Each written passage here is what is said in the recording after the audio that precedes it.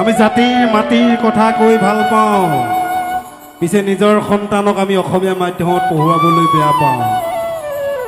আমি ইংৰাজী মাধ্যমত পঢ়ুৱাইছোঁ ল'ৰাটোক, মোৰ ছোৱালীজনীক। ভাল কথা, আমাৰ ল'ৰাই ইংৰাজীও জানিব লাগিব, হিন্দীও জানিব লাগিব, অন্যান্য ভাষাবিলাকো আমাৰ ল'ৰাই জানিব লাগিব।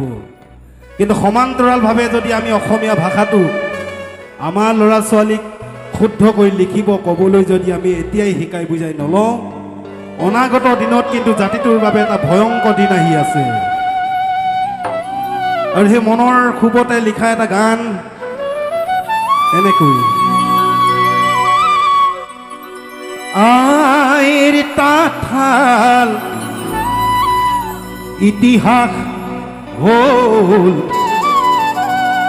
এবেগে কাপোৰেই আতে,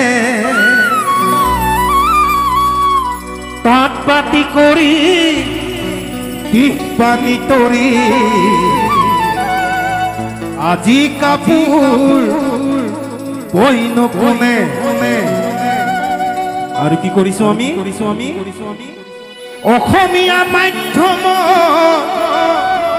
আমাৰ ল'ৰাক নপঢ়াওঁ, মাতৃভাষা নুফুটে মুখ,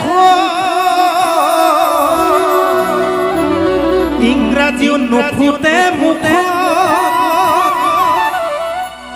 পাপা মামী বুলি মাতিলেহে ভাল পাওঁ, আই পিতাই নিশিকাওঁ লাজ।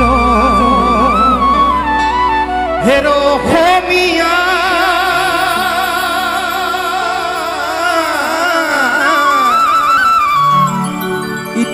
ইতিহাস ফহিয়া